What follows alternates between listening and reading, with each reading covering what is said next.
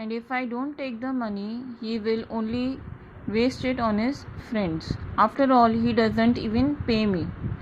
और अगर मैंने ये पैसे जो उसने आज लेके आए हैं, नोट बंडल लेके आया है और अपने मैट्रेस के नीचे छुपाया है, अगर मैं ये पैसे चोरी नहीं करता हूँ तो वो अपने फ्रेंड्स पर ही इसे वेस्ट कर देगा, और वैसे भी वो मुझे पे नहीं करता. Next para. Anil was asleep. A beam of moonlight stepped over the balcony and fell on the bed. तो अनिल अब सो रहा था, तो बाहर से जो बालकनी से मूनलाइट जो है अंदर बालकनी में गिर रही थी और उसके बेड पे आके गिर रही थी. I sat up on the floor. और मैं फ्लोर पे बैठा था. कंसिडरिंग द सिचुएशन के बारे में सोचते हुए. If I took the money I could catch the 10:30 express to Lucknow. Slipping out of the blanket I crept up to the bed. तो यहाँ पे जो थीफ है वो बेड के उसने बहुत सोचा. फिर उसने सोचा अगर मैं अभी चोरी करता हूँ और निकल जाता हूँ तो मैं 10:30 की एक्सप्रेस पकड़ सकता हूँ लखनऊ के लिए. और ब्लैंकेट से वो निकला बाहर. I crept up to the bed.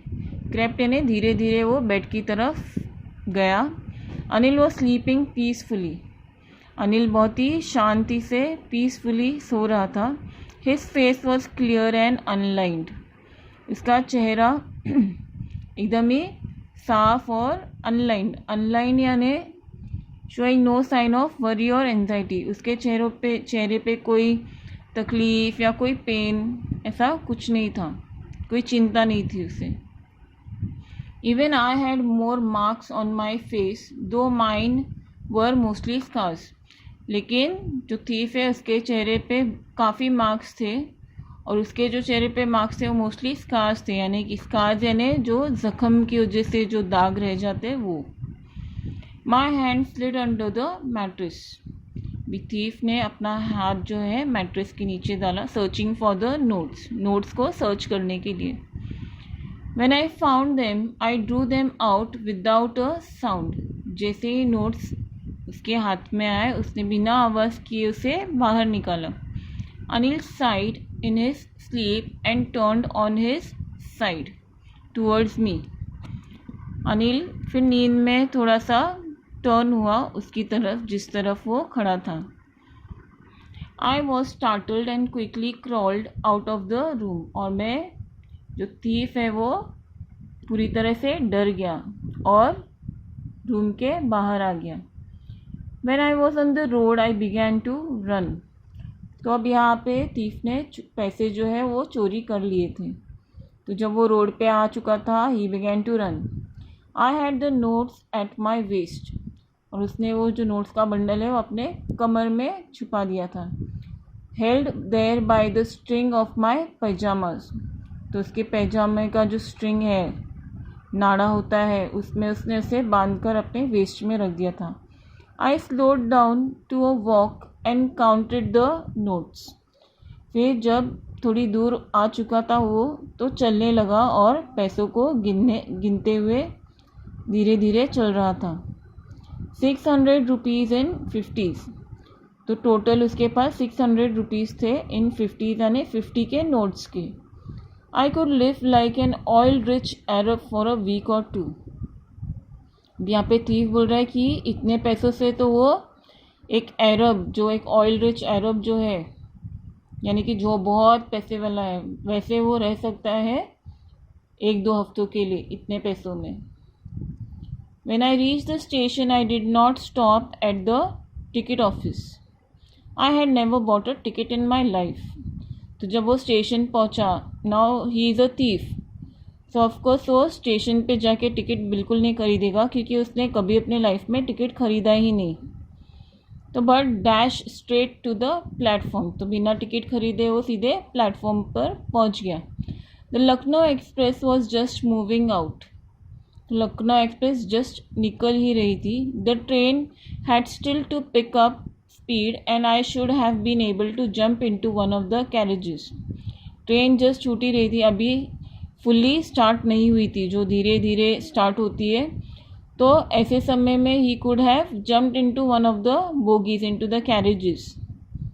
But I hesitated, लेकिन मैं रुक गया। थीफ जो है वो रुक गया। For some reason I can't explain, कुछ ऐसी वजह थी जिसे नरेटर थीफ जो है एक्सप्लेन नहीं कर पाया, और वो जा नहीं पाया, उस ट्रेन में बोर्ड ही नहीं कर पाया। And I lost the chance to get away, और मेरे पास जो चांस था भागने का वो छूट गया। Now, when the train had gone, I found myself standing alone on the deserted platform. तो जब ट्रेन जा चुकी थी, उसने ये चांस मिस कर दिया था भागने का, तब उसने देखा कि वो उस प्लेटफॉर्म पर पूरे अकेले खड़ा था। Deserted where nobody was there. He was all alone. I had no idea where to spend the night. और उसे कोई आइडिया नहीं था, उसे कुछ समझ नहीं आ रहा था कि अभी वो रात कहाँ गुजारे। I had no friends, believing that friends were more troubled than help. और उसके पास कोई दोस्त भी नहीं थे, क्योंकि उसने हमेशा यही माना था कि दोस्त हमेशा एक परेशानी ही होते हैं।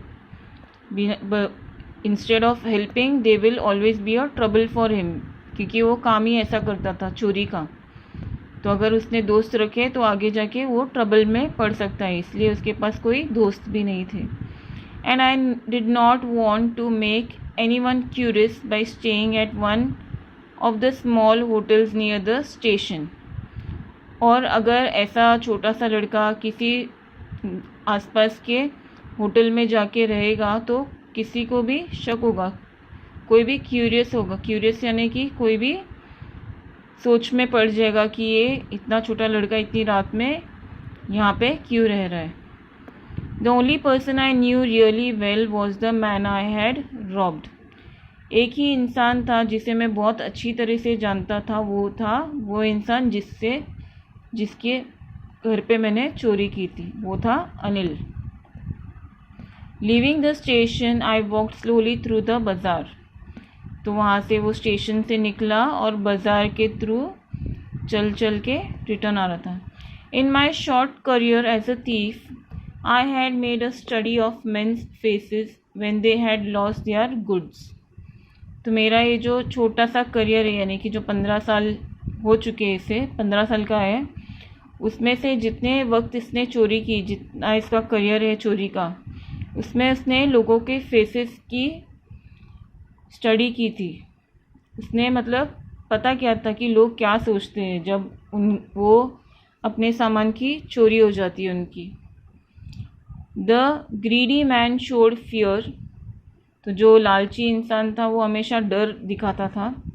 The rich man showed anger. जो पैसे वाला इंसान था वो गुस्सा होता था जब वो उसके यहाँ पे चोरी होती थी। The poor man showed acceptance.